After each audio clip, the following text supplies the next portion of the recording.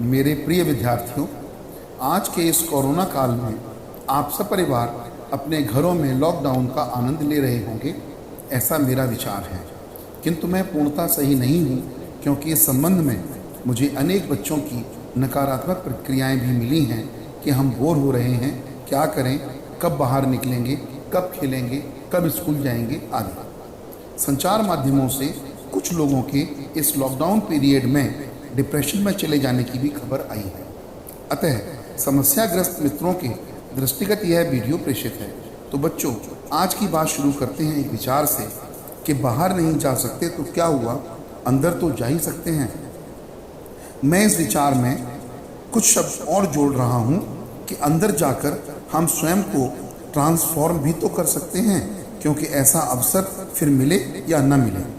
अपनी बात के समर्थन में मैं महान रूसी कथाकार एंटन चेखोव की एक कहानी द बैट अथवा शर्त आपको संक्षेप में सुनाना चाहूँगा और उसके माध्यम से लॉकडाउन का मूल्यपरक उपयोग समझाने का प्रयास करूँगा।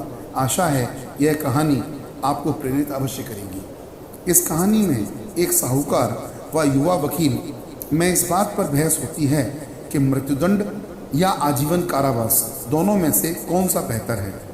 युवा वकील से पूछे जाने पर उसने कहा कि यदि मुझे दोनों में से एक को चुनने का अवसर मिले तो मैं आजीवन कारावास को ही चाहूँगा, क्योंकि न जीने से तो किसी भी तरह का जीवन हो वही बेहतर है।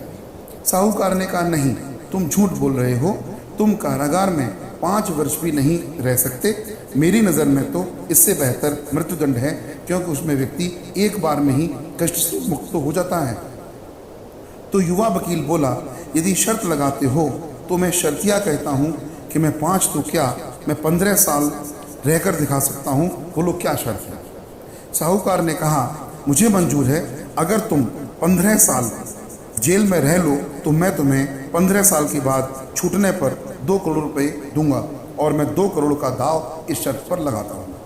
बात पक्की हुई और दोनों के बीच में एक एग्रीमेंट बन गया कि साहूकार की कोठी के बीच ही एक कोठरी में वह युवा वकील अब 15 साल तक जेल की तरह एकांतवास या क्वारंटाइन में रहेगा। एकांतवास की अवधि 14 नवंबर 1870 से शुरू होकर 14 नवंबर 1885 तक रहेगी।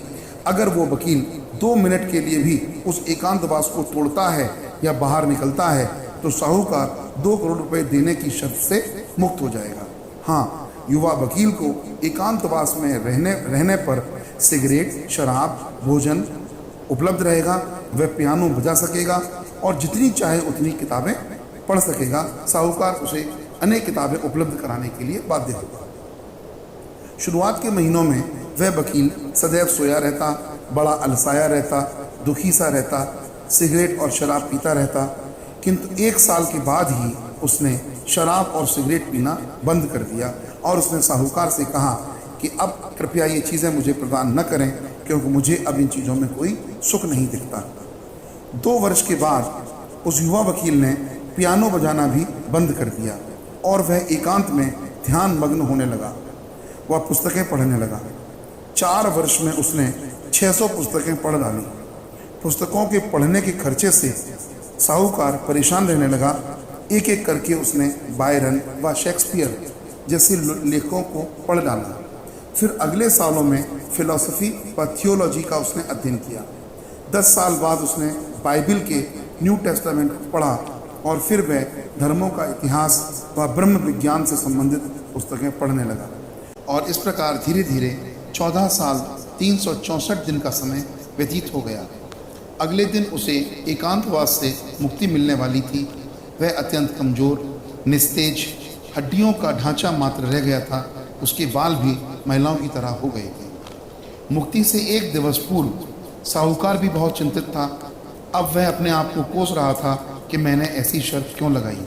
गलत आदतों के कारण साहूकार की आर्थिक स्थिति बहुत खराब हो चली थी।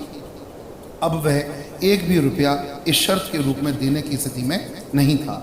उसे कष्ट भी था कि युवा वकील आज तक जीवित है। उसने उस रात 1 दिवस पूर्व उसकी हत्या करने का विचार किया। वह उसकी कोठरी में गया जहां अचेत अवस्था में वह वकील बैठा था। उसे विचार आया कि यदि वह तकिए से उसका मुंह दबा दे ताकि दम घुटने से वकील की मृत्यु हो जाए तो इस मौत को सभी प्राकृतिक मौत समझेंगे और वह 2 करोड़ रुपए देने से बच जाएगा। तभी उसने देखा कि मेज पर वकील द्वारा लिखित कुछ कागज रखे हैं। जिज्ञासावश उसने उन कागजों को पढ़ना शुरू किया। उसमें लिखा था, मेरे प्रिय जेलर, मैं कल रिहा हो जाऊंगा, मगर मुझे इसका दुख है। इस एकांतवास में मैंने वो चीज़ पाई है जिसका कोई मोल नहीं चुका सकता। मैंने असीम शांति का सुख पा लिया है और मैंने ये भी जान लिया है कि जितनी हमारी ज़रूरतें कम होती जाती हैं उतना ही हमें असीम आनंद और शांति प्राप्त होती है। मैंने इन दिनों परमात्मा के असीम प्यार को जान लिया है। मेरी समस्त लौकिक कामनाएं नष्ट हो गई हैं। इसलिए मैं कल सूर्योदय से पहले शर्त को तोड़कर इस कोठरी से चला जाऊंगा ताकि तुम्हें मुझको वह 2 करोड़ रुपए की धनराशि ना देनी पड़े, क्योंकि अब उस धनराशि का मेरे लिए कोई महत्व नहीं रह गया है। साहूकार शर्मिंदा होकर अचेत वकील की हत्या किए बिना अपने घर लौट आया। सुबह चौकीदार ने उसे सूचना दी कि वह कैदी कोठरी से भाग गया है और उसने शर्त तोड़ दी। आपको शुभकामनाएं, क्योंकि आपने शर्त जीत ली है और 2 करोड़ रुपए के लाभ हेतु आपको मुबारक। प्यारे बच्चों, इस उदाहरण से समझें कि लॉकडाउन के इस परीक्षा की घड़ी में खुद को झुंझलाहट, चिंता और भय में न डालें। परिवारीजनों के प्रेम व परमात्मा की आशीष व उसकी निकटता को महसूस करें और जीवन को नए दृष्टिकोण से देखने का प्रयत्न करें। इसमें भी कोई अच्छाई छिपी होगी, यह मानकर सब समस्याएं ईश्वर को समर्पित कर दें। यकीन मानिए, सबके साथ अच्छा ही होगा।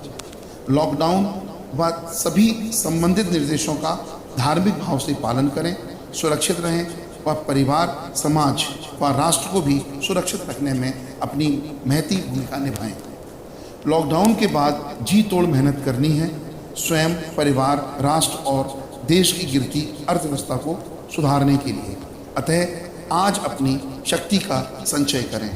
लॉकडाउन पीरियड के प्रॉपर यूटिलाइजेशन के लिए अनेक शुभकामनाएं, आशीर्वाद। फिर मिलेंगे अगले वीडियो में, तब तक के लिए नमस्कार।